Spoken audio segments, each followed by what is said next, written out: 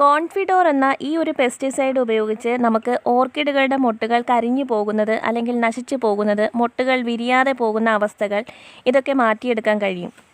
Magic എന്ന പേരിൽ വേറൊരു പെസ്റ്റിസൈഡ് ഉണ്ട്. ആ പെസ്റ്റിസൈഡ് ഉപയോഗിച്ച് പ്ലാന്റ്സിനുണ്ടാകുന്ന ഒട്ടുമിക്ക പ്രശ്നങ്ങളും, പ്രത്യേകിച്ച് പെസ്റ്റിൻ്റെ അറ്റാക്കുകളൊക്കെ നമുക്ക് കൺട്രോൾ ചെയ്യാൻ കഴിയുമെങ്കിലും ഓർക്കിഡിനുണ്ടാകുന്ന മൊട്ടുകരിച്ചിലൊന്നും മാജിക് എന്ന പെസ്റ്റിസൈഡ് ഉപയോഗിച്ച് കൺട്രോൾ ചെയ്യാൻ കഴിയില്ല. പല കാരണങ്ങൾ കൊണ്ട് ഓർക്കിഡിൻ്റെ മൊട്ടുകൾ കരിയാം. പോഷകക്കുറവ് മൂലം ഓർക്കിഡിൻ്റെ മൊട്ടുകൾ കരിയാറുണ്ട്. എങ്കിലും കൂടുതലായി കണ്ടുവരുന്നത് ബ്ലോസം മിഡ്ജ് എന്ന പെസ്റ്റിൻ്റെ അറ്റാക്ക് മൂലം മൊട്ടുകൾ കരിയുന്നതാണ്. ബ്ലോസം മിഡ്ജ് എന്ന പെസ്റ്റിനെ പൂർണ്ണമായിട്ടും നശിപ്പിച്ച് കളയാൻ കോൺഫിഡോർ എന്ന പെസ്റ്റിസൈഡ് ഉപയോഗിച്ച് കഴിയും. 1 ലിറ്റർ വെള്ളത്തിൽ 1 മില്ലി എന്ന അളവിലാണ് കോൺഫിഡോർ എന്ന പെസ്റ്റിസൈഡ് ഉപയോഗിക്കേണ്ടത്.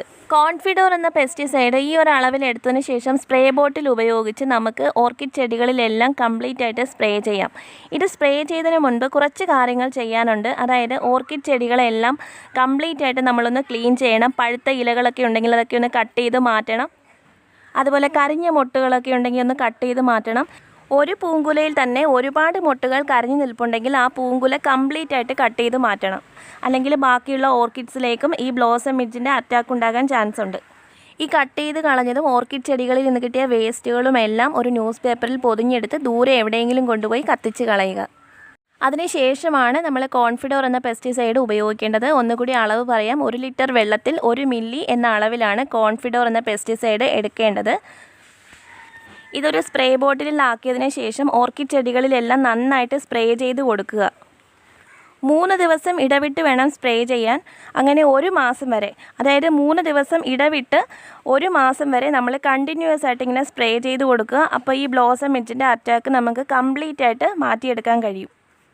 കോൺഫിഡോർ എന്ന ഈ ഒരു പെസ്റ്റിസൈഡ് വളരെ പോയിസണസ് ആയിട്ടുള്ള ഒരു പെസ്റ്റിസൈഡാണ്. അതുകൊണ്ട് തന്നെ കുട്ടികളുടെ കയ്യിൽ എത്താത്ത രീതിയിൽ വേണം നമ്മളിത് സൂക്ഷിക്കാൻ. ഈ പെസ്റ്റിസൈഡ് സ്പ്രേ ചെയ്യുന്ന സമയങ്ങളിലെല്ലാം നമ്മൾ ഉറപ്പായും മാസ്കും ഗ്ലൗസും യൂസ് ചെയ്തിരിക്കണം. ഈ പെസ്റ്റിസൈഡല്ല, ഏതൊരു പെസ്റ്റിസൈഡ് നമ്മൾ ഉപയോഗിക്കുമ്പോഴും നമ്മൾ ഉറപ്പായിട്ട് മാസ്കും ഗ്ലൗസും ധരിച്ചിരിക്കണം. അപ്പോൾ ഇക്കാര്യങ്ങളൊക്കെ ഒന്ന് ചെയ്യുക. പെസ്റ്റിൻ്റെ അറ്റാക്ക് മൂലമാണ് നിങ്ങളുടെ ഓർക്കിഡ് ചെടികളിലെ പൂക്കൾ വിടരാത്തതെങ്കിൽ ഇനി എല്ലാ പൂമൊട്ടുകളും വിരിയും. വീഡിയോ ഉപകാരപ്പെട്ടിട്ടുണ്ടെങ്കിൽ ഒന്ന് കമൻറ്റ് ചെയ്യുക, അതുപോലെ ലൈക്ക് ചെയ്യുക. ഇതുപോലെയുള്ള ഉപകാരപ്രദമായ വീഡിയോകൾ കാണാൻ ചാനൽ സബ്സ്ക്രൈബ് ചെയ്ത് വയ്ക്കുക. ഇപ്പോൾ ഒരുപാട് ലോട്ടസ് വെറൈറ്റികളുടെ ട്യൂബേഴ്സും സെയിലിന് അവൈലബിൾ ആണ്. കുറച്ച് പുതിയ വെറൈറ്റികളും ഉണ്ട്. ഏതൊക്കെ വെറൈറ്റികളുടെ ട്യൂബേഴ്സാണ് സെയിലിനുള്ളതെന്ന് പറയാം.